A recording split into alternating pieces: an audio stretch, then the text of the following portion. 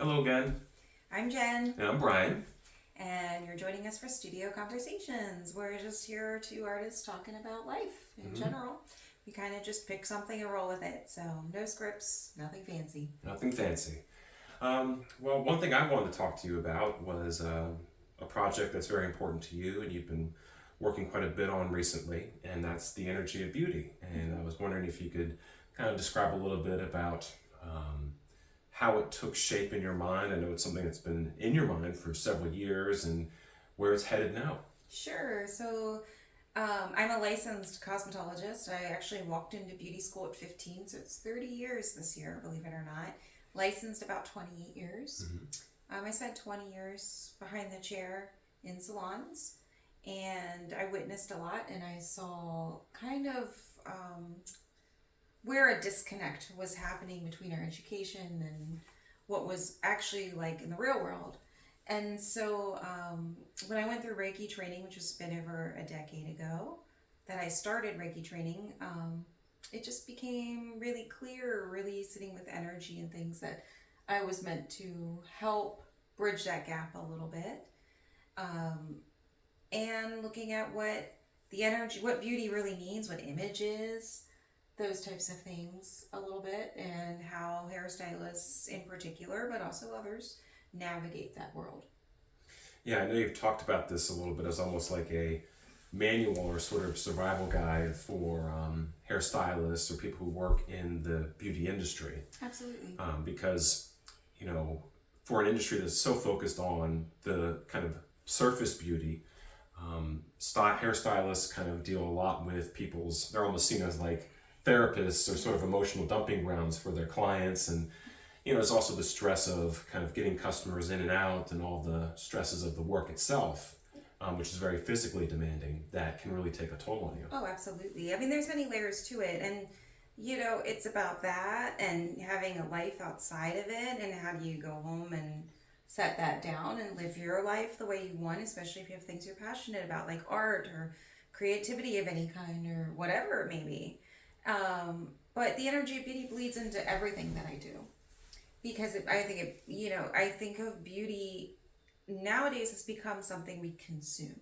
We look at it as we consume it. It's flat 2D object online that we look at and go, ooh, and then, but it's so much deeper. Image is deeper, beauty is deeper. It spills out into my art, it spills out into obviously the image and beauty consultant work I do with the colors and everything.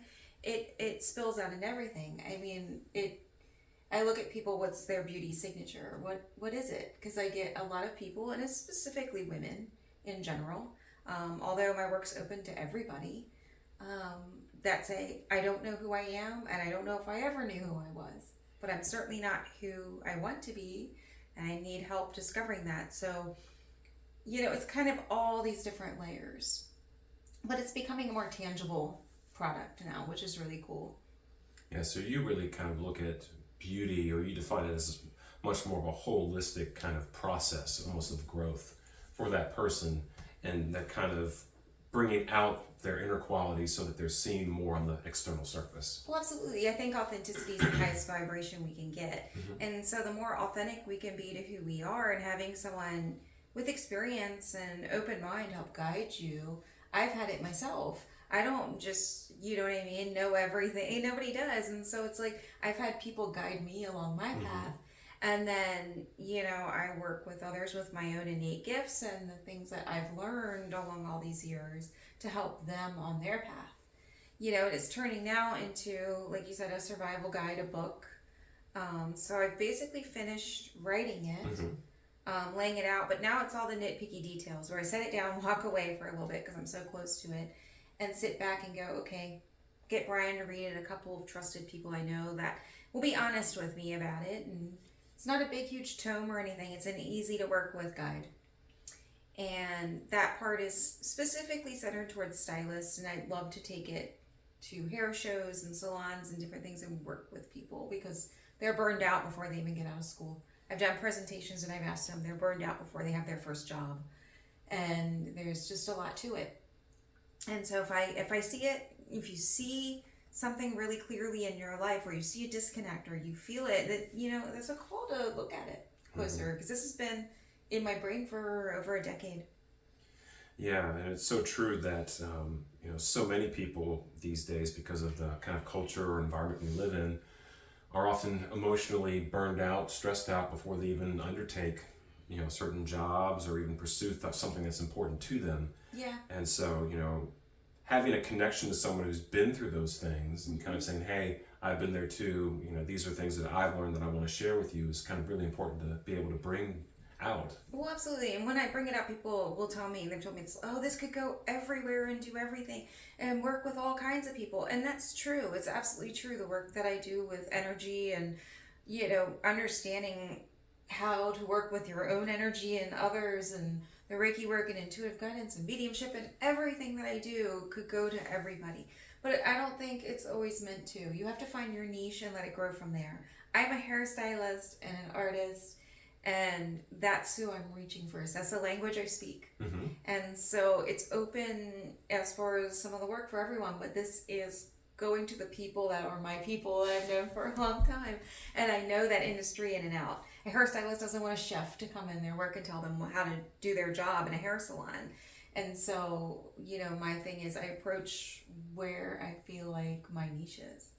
So, now it's I've designed the cover, I've got the insides laid out, and it's that process of the nitty gritty stuff to get it out into the world.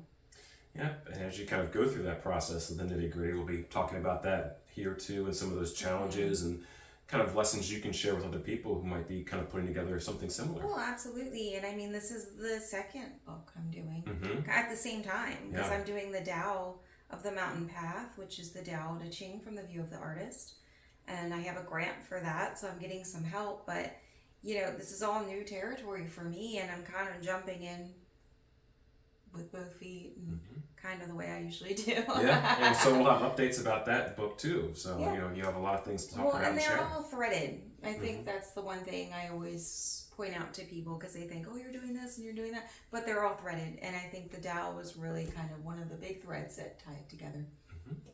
So if you were to read The Energy of Beauty, it has a lot of Tao insights in it as well.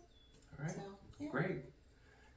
All right. Well, thank you for sharing that, and we'll be talking more about those books and among various other things in the next few videos. Sounds good. Okay. All right. See you next time. Bye, everyone.